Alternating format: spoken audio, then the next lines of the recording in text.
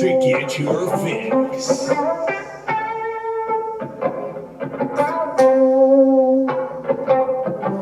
you ready? Are you ready to get your fix? Are you ready? Are you ready to get your fix?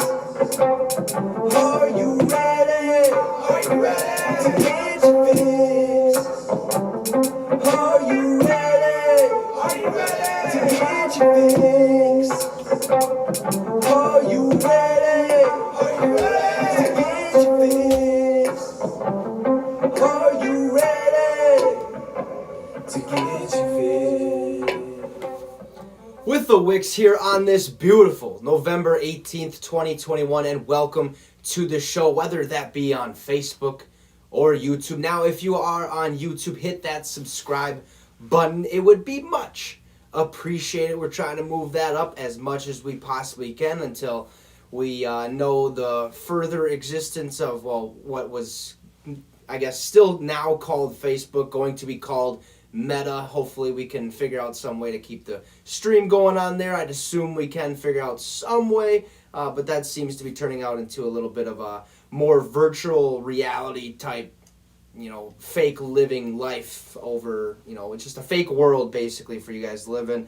I probably won't be taking part in that at all. That just seems dumb in my opinion. But YouTube, if you guys are on YouTube, please hit that subscribe button. It'd be much appreciated. So since the last show, all right, we got to sit back, relax, maybe crack a cold one or two, have some laughs with some friends, but we also got to watch the debut of the Tom Brady documentary, Man in the Arena. Now, we will definitely be getting into that here shortly, but we also had yet another banger, I'm talking banger, of a show air on HBO last night, in which we're also going to get to that a little bit later. But I mean, we couldn't fucking find the goddamn thing for at least 15, 20 minutes before, after it was supposed to start, basically. So that was a whole ordeal in itself. But like I said, we're going to get to that in the show today as well. Also, I think it's only right to bring up a little bit of news surrounding Le'Veon Bell, because, in the past, I have been pretty honest with my opinion on Mr.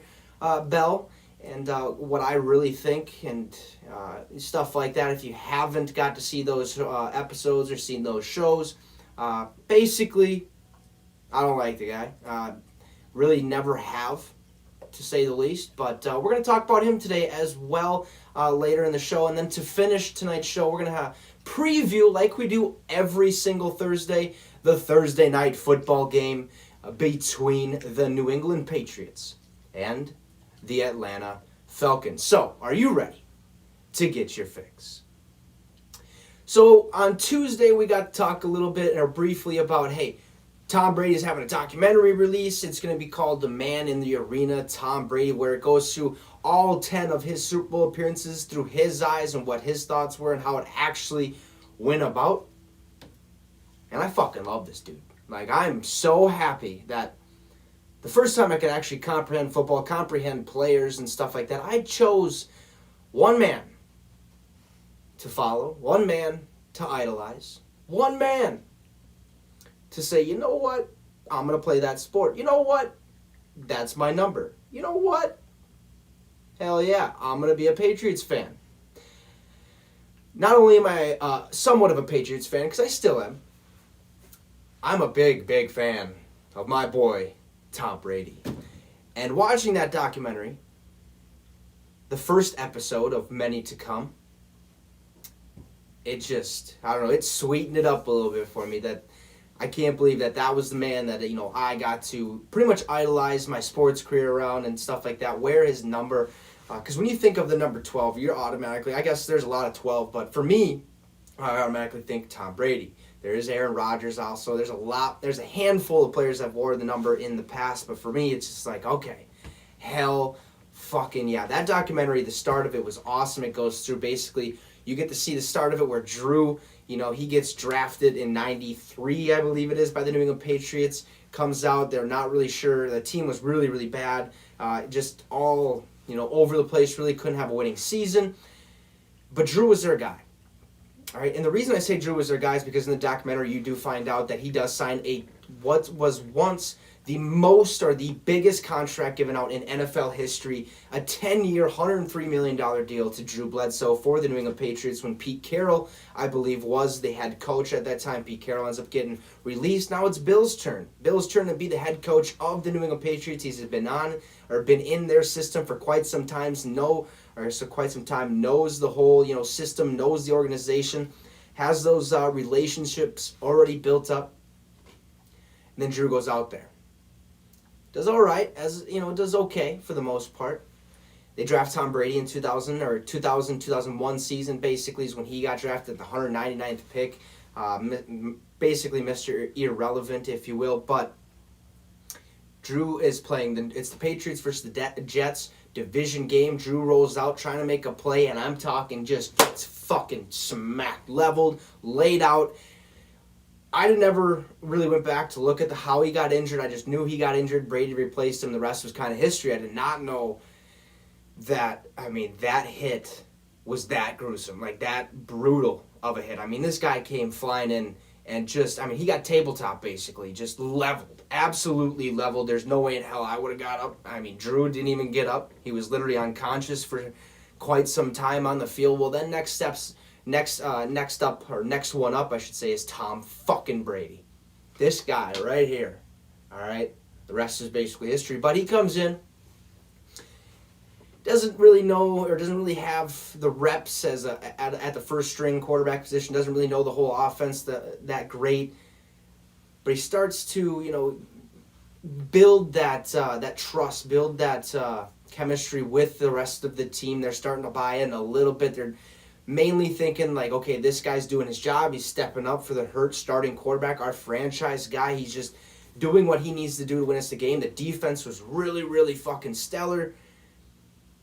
And Tom leads them to the playoffs. They started the season at 5-5, ended the season 11-5, first seed in the AFC East, I believe that is, if I'm not wrong, or if you can correct me if I'm wrong. It might be the AFC North actually, but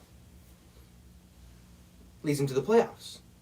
All right, now we're thinking let's roll with Tommy. Drew's back by this point. They're still rolling with Tom, seeing if Drew's gonna be 100%. Tom goes in, wins the first round, wins the second round. Now we're sitting at the AFC Championship game. Tom fucking gets hurt.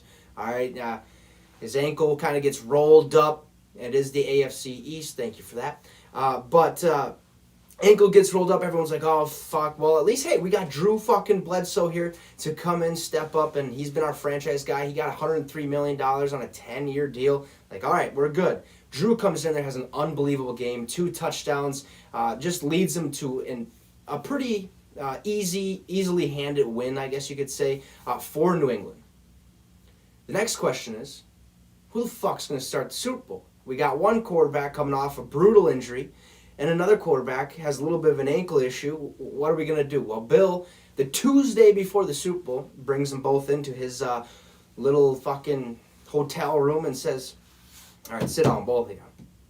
We're rolling with fucking Tom. Sorry, Drew. I know you got that 10-year deal, but Brady's my guy. And I'm glad he did that because, 20 years later,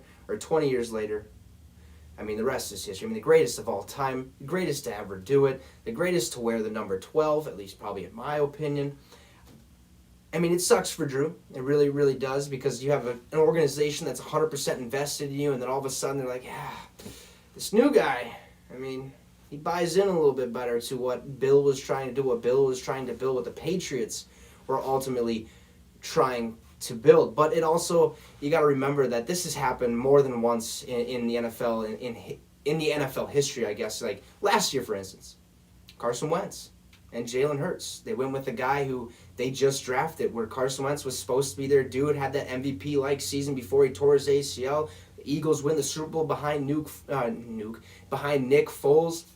And then Carson gets shipped out. They're rolling with Jalen Hurts this season. So there has been similar situations. So, it does suck for Drew. It does suck for, his whole family and stuff like that. But, what are you going to do? And I think he kind of realizes that now, especially with what Tom Brady's been able to accomplish in his career and stuff like that. But At the end of the documentary, Tom Brady's sitting there. He's pretty much sitting in front of the screen, good posture and everything, talking. He's like, you know what? I told my family, we're sitting down at the dinner table, and I just kind of looked at him and said, you know what? One day, I'm going to be a household name. And he is a household fucking name. 20-some years later, unbelievable career. And then he says this, and this gave me complete goosebumps, put a smile on my face. I was like, yes, like that's my guy. He said, look, I'm the best to ever do it. And I'm still fucking doing it.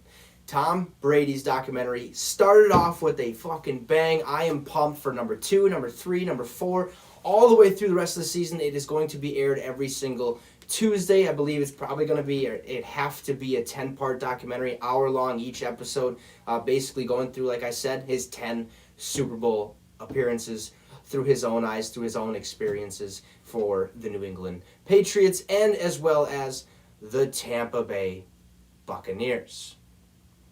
So the Tom Brady doc is actually, if you guys want to go watch it, I believe it might still be on there. The episode 1, you can watch them all. I know it is on ESPN Plus. 100%, I want to say it's on ESPN Plus, and I think it might be on Hulu. Not 100% on the Hulu part. I did see it. I think I said that Tuesday where I said I went and looked, and one little thing had Hulu on it and said you can go watch it on Hulu, but I assume that's because you have to have the ESPN Disney Plus Hulu bundle, and you can watch it on those ESPN Plus and Hulu, not Disney Plus, I don't think, but for sure ESPN Plus. So another documentary, or I guess not documentary, but another show we have had for quite some time, Hard Knocks. Okay, it goes through training camp every single season. There's a couple teams that they get to select from, and one ultimately gets to be that. The Dallas Cowboys were this year's one. Kind of a big letdown this year, I'd say, because it wasn't what you would expect. You got to see a bunch of the backups talk. Like, you got to see a little bit here and there of Dak, a little bit here and there of Zeke. But really, it was all about Ben DiNucci and his career for the Dallas Cowboys. And the man's he's a practice squad player. Who wants to hear from that? Like, who wants to hear about that guy? Nobody. When you hear the Dallas Cowboys, you want to hear fucking CeeDee Lamb, Dak Prescott, Ezekiel Elliott, Jerry Jones, Mike, what's his name? Fucking, I forgot about him. Or Mike, whatever. You get what I'm trying to say here, okay? Mike McCarthy. There we go. That's the name I was looking for. But this is the first year that Hard Knocks decided to say, you know what? Let's give fans a little bit better taste, a little bit more of the NFL. So they decided to do an in-season Hard Knocks special. This year they decided to do it with the Colts. So it was basically labeled Hard Knocks in season with the Indianapolis Colts. It's on HBO Max. If you haven't got to see it, it will be on there still today and until it is all done or said and done. You can go watch that. But this is what it should be. When I got to watch it, so this aired last night, you got to see basically Darius Leonard and Carson Wentz. A superstar of the offense, a superstar of the defense. You got to see two starters and how they kind of interacted with the game of football, if you kind of catch my drift there. Like, you got to see the way their mind works and how they play football, why they love football and stuff like that.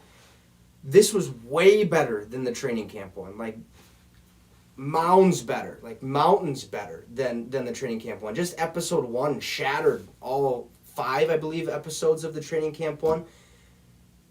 And one big takeaway, and I did not know this is actually new to me. So before Carson was drafted, he lived in North Dakota, went to NDSU for the Bison. Go big, go blue, go Jacks. SDSU Jackrabbit over here. And MSU Maverick. But they wanted to go scout Carson. All right, the Philadelphia Eagles, that is. So Frank Reich went out there with the Philadelphia scouting personnel and stuff like that. They did their, typical workout and all that stuff, that fancy stuff. And then as the workout kind of finished, Carson was getting in his truck, and Frank Reich actually got up to Carson Wentz's truck, got in the truck. They went for a ride, did some things, had their own, one-on-one conversation, a personal conversation, and they really, I guess, the chemistry, the bond between them, it just was unreal. Like, you don't see that very often. Like, right away, it was just an instant click for both of these two. I mean, Frank even said, he's like, I read this Bible verse off to Carson, and as soon as he was done reading that Bible verse, Carson, they get out of the car, Carson's like, hey, look, clicks his phone, and his screensaver was that exact same Bible verse that Frank had recited to him in that car ride. And right then and there, Frank said, that's my guy. Like, I need that guy on my team. He knows what I'm about. He's going to be able to buy into what I want to do with this organization and in the quarterback room. So they went out and they took a chance. They go draft Carson Wentz from NDSU, comes out, has an unbelievable first 2 seasons with the Philadelphia Eagles. Then, obviously the relationship starts to sour. Frank Reich gets nominated as the head coach or hired as the head coach of the Indianapolis Colts. He has been there for 3 years, has been dealing with quarterback after quarterback. He had Andrew Luck, Jacoby Brissett, Phillip Rivers, 3 quarterbacks in 3 seasons for Frank. And then he hears that, Carson might be available. Frank goes and he's like, I need you to get this guy. Do whatever it takes. You need to get Carson over here. We need to have him on this organization. He still has a lot of football left to play. He's a good quarterback. I mean, hell, 17 touchdowns, 3 interceptions this year. One hell of a season so far for Mr. Carson, where he had 15 interceptions, I think, at like week 9 of last year, something like that. Just ridiculous. But ends up getting Carson back in the room in Indianapolis. Carson's all smiles. He's back to where he, belongs with Frank in that relationship. That chemistry's already there. And Frank's the head coach. Even better. That's a big, big plus because now head coach and quarterback, the leader of the football team, basically, get to knock heads, get to see what their thoughts are on different games and how should we go about this, and to get to have all this film time and build that relationship even more and become what should be, or for Carson, one of the greatest quarterbacks. But at the same time, it's going to take a while for him to get there because he does just play like a chicken with his head cut off when he goes out there. I mean, there's a couple. I thought he had way more than 3 interceptions, just basically based off watching him play and how he throws the ball. I mean, there was one, he was getting tackled and just threw the ball, like little lob pass to the fucking linebacker, and it was a touchdown. I was like, oh, God, like, this is what the Colts are dealing with. All right, then. But I think there's a lot of upside for him. I mean, this is huge. It's a big deal. And also on Hard Knocks, you got to see a lot of Darius Leonard. And I did not really know too much about this guy. I just knew he was a really, really good football athlete. But his nickname is the fucking Maniac. Okay, he's a maniac on that football field. And you get to see a pretty good glimpse of the reasoning behind that. Because the man is... I mean, he's loud, he's obnoxious, he's just a trash talker. He just goes out there and has fun doing what he loves, basically. All right? That's playing football. That's playing for the Indianapolis Colts. That's going out there, getting sacks, getting tackles, do whatever the hell he needs to do to win the goddamn game. That is Darius Leonard, flat out maniac, and you get to see a big, big reason of why that is in the Hard Knocks episode 1 for the in-season Indianapolis Colts, or following the Indianapolis Colts. It was a banger. It was a really, really good episode, way better than training camp. Like, if you haven't watched the Hard Knocks training camp, don't bother. Just don't bother. In my opinion, I would just go watch this one because it blows probably a lot of the previous Hard Knocks training camp out of the water. I mean, just absolutely demolishes it. They did a really, really nice job here for the Indianapolis Colts and for Hard Knocks, for the NFL as a whole. So good job on that and that episode last night. These are going to be releasing, I believe, every Wednesday. I'm not sure how long it's going to continue to go. Probably through the rest of the season, if I had to guess. Maybe another 5-episode type thing, something like that. So I'd continue to watch it. If you haven't watched it, go watch it. Like I said, it's on HBO Max. I believe it's going to be airing at like 9 p.m. Central Time every Wednesday, so that'll be fun. But good one.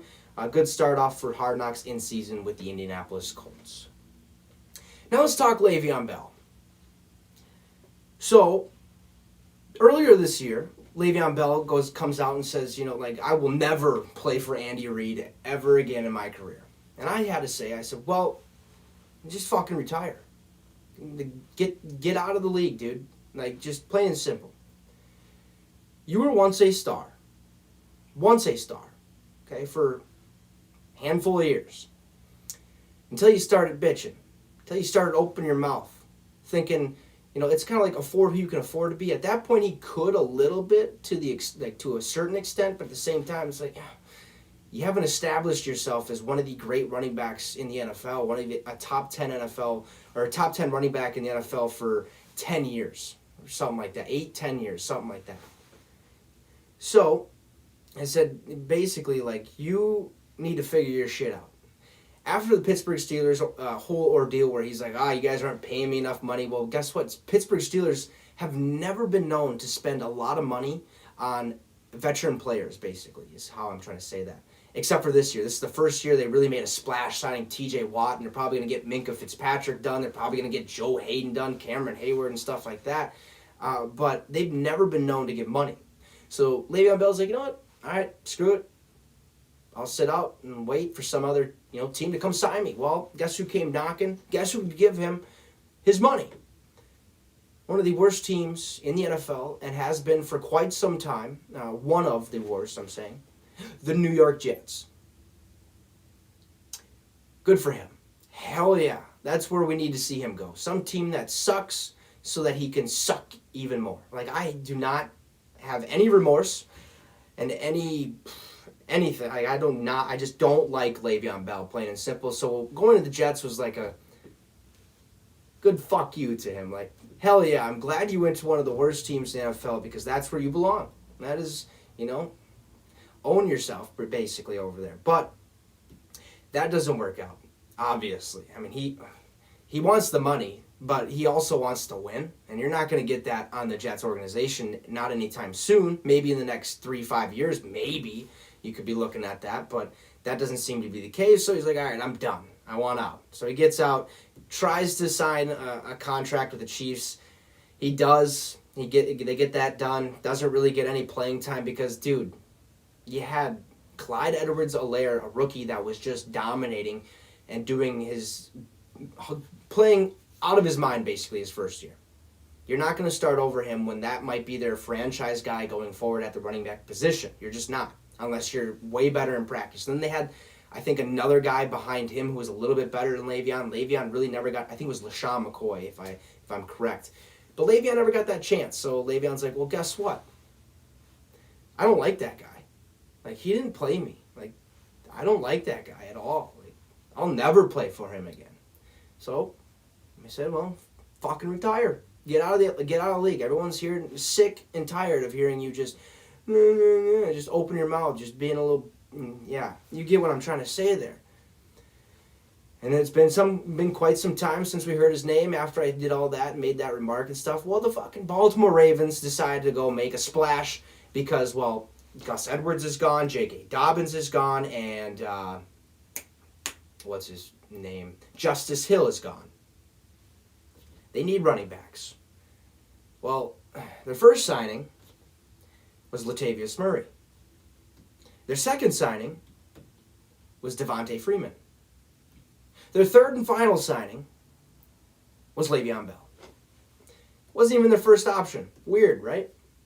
There's got to be something in the back of that Ravens GM or owner's mind that says, is he a good locker room guy? Because you need good locker room guys. You need somebody that, brings that extra little bit of energy to the team and is pumped up, brings that chemistry, gets everyone playing really well around each other. Is Le'Veon that guy?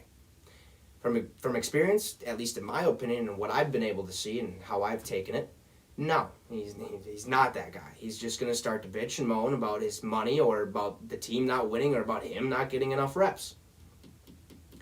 Well, the time has finally come for the Baltimore Ravens to say, he's not that guy. It sucks, but we have to release him. So Le'Veon Bell just got released from the Baltimore Ravens. I believe that was earlier this week, maybe late last week if I'm mistaken. But after he gets released, his Twitter bio changes. Interesting, right? So his Twitter bio reads, these are all hashtags. Hashtag washed, hashtag fell off, hashtag slow, hashtag bad rapper, hashtag wasted talent, hashtag clown, hashtag greedy, hashtag let down, hashtag old, hashtag overrated. Anything else I'm forgetting? How about hashtag get the fuck out of the NFL and stay out? Like, that is my opinion. Like, plain and simple. I do not like this guy. I do not like anybody who goes out there and starts just crying about their money. If you've watched before, I've covered a couple people like on this, and I don't like it because you're making more than anybody basically in the United States who's working a regular 9-to-5 job or like doing what they love, trying to get to that point in their life. Like, you instantly got paid millions of dollars, and now you think you're worth more because, oh, I had five seasons of, I was potential MVP. I mean, that was 6-7 years ago, but I'm still at that level. Like, I can still play. Like, no, dude. You're all talk, no game, basically. Plain and simple. Like, you are nothing at all. 2 years ago, I can remember this. So I was working at, the Wally World, and was talking to people, and they're like, how do you think Le'Veon Bell's going to do? And I was like, listen, ain't going to do nothing. Like, he might have 1 or 2 games where he goes off, and it looks like, oh, the old Le'Veon Bell's back. Hell yeah. But he's not going to do anything. He's going to have 500-plus rushing yards, 600-plus rushing yards, maybe on the season, maybe a handful of touchdowns. That's exactly what he did. And that's exactly what he's going to continue to do. He's going to come in the NFL, think he has an opportunity, and really he doesn't.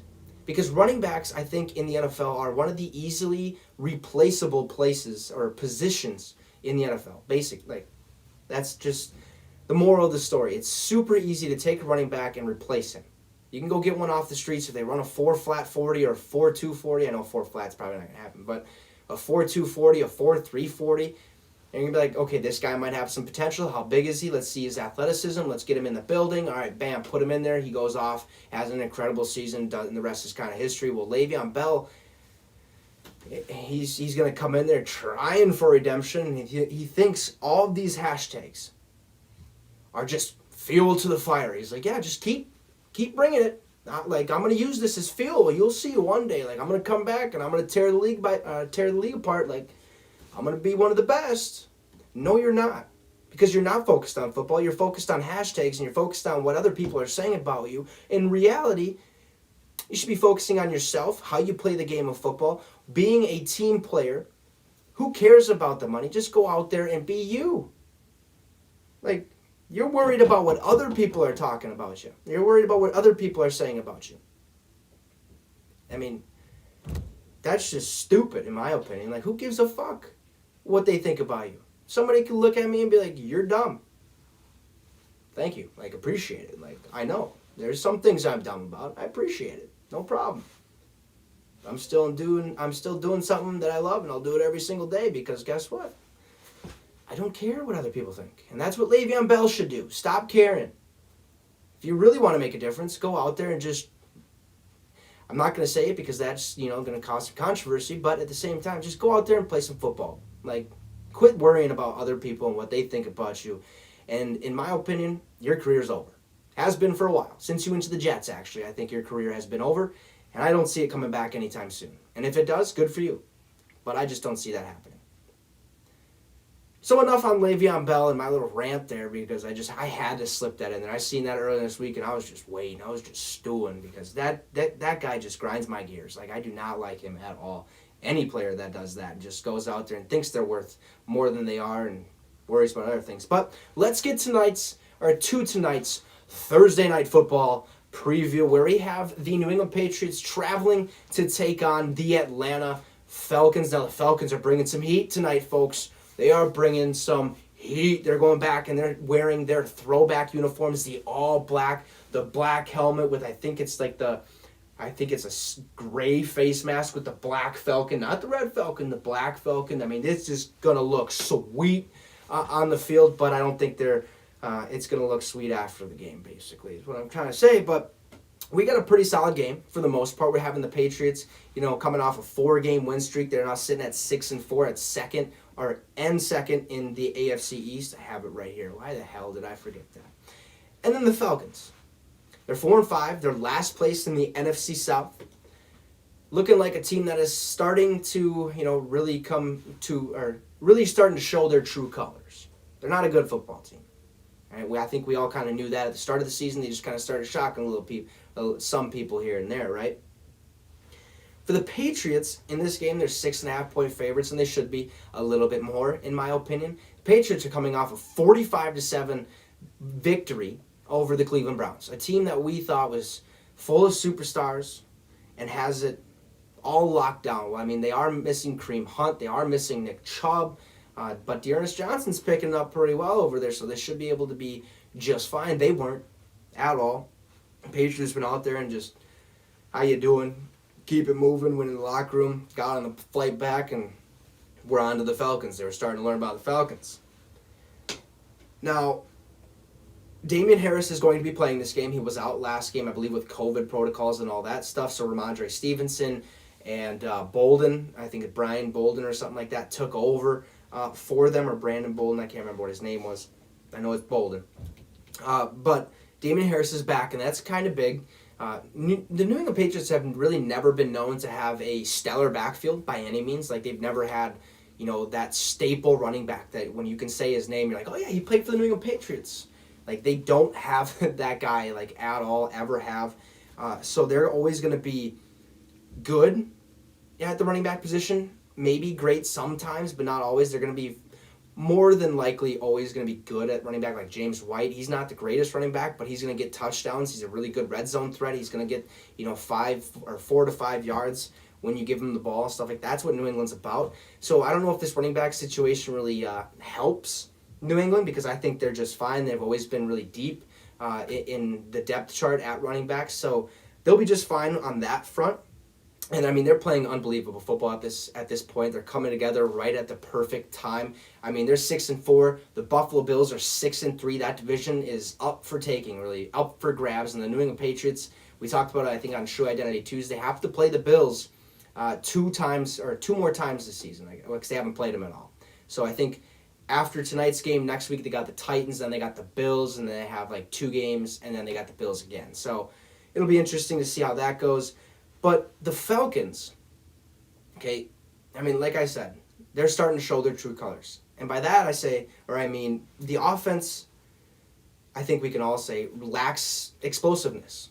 They don't have that it factor, that guy that can just all of a sudden, break one for 60 to 70 yards. I mean, Cordero, yeah, but by the way, before the show, he was actually ruled out of tonight's game. So they only have Mike Davis and some other backup there in the backfield. So that is going to be brutal for the Falcons and for this game. I think that spread should be probably 8 to 10 points for the New England Patriots, because that is what type of game I'm kind of expecting. And defensively for the Falcons, they're lacking playmakers. Somebody that can go out there, cause a fumble, get an interception, get a game-changing sack, do something crazy. They don't have that. They don't even have one playmaker really on that defense, and that really kind of scares me. But at the same time, it's like, all right, I know who to pick for this game, and so do my co-hosts on Fantasy Football Friday, Y4 or John, whatever you want to call him. Go check out his, I guess, hold on one sec, we'll get to that, but Logan Baumgart as well. But they both have an artist web page, so if you go check out, I believe it's y-4music.com, you can go talk to Y4, and you can go to loganbaumgart.com to check out Logan's. I can go post them on the Get Your Fix Instagram, Facebook, and Twitter page. But all three of us agree that the New England Patriots are going to win this game. Tonight, for me and John, I think it seemed like a simple and an easy choice, just based off, Patriots are rolling and they're getting hot at a really, really good time, where the Falcons are still kind of like hit and miss, but they're starting to show their true colors. No offense, no defense, only a young Hoku, their kickers, so they got some things to figure out there. I do think it'll be a good game for the first half, but after half, I think New England takes this pretty easily, in my opinion. And for Logan, he just wants New England to win, so it makes the Browns look a little bit better from getting beat 45-7, which I don't blame him, because that was a that was a beatdown. That was a bad game by the Browns. And they'll figure it out. They'll get back on the right track. But those are our picks. We got the Patriots winning tonight, and that is going to do it for today's show. Thank you guys so much for tuning in, whether it be on Facebook or YouTube. If you're on YouTube, go hit that subscribe button. It would be much, much appreciated. Continue to get your fix on a weekly or a daily basis, whatever you choose. But hey, go watch tonight's game. I hope you enjoy it. I know I will. And we will be back here tomorrow for Fantasy Football Friday. Have a good one, and you just got your fix with the Wicks. Have a great one, guys.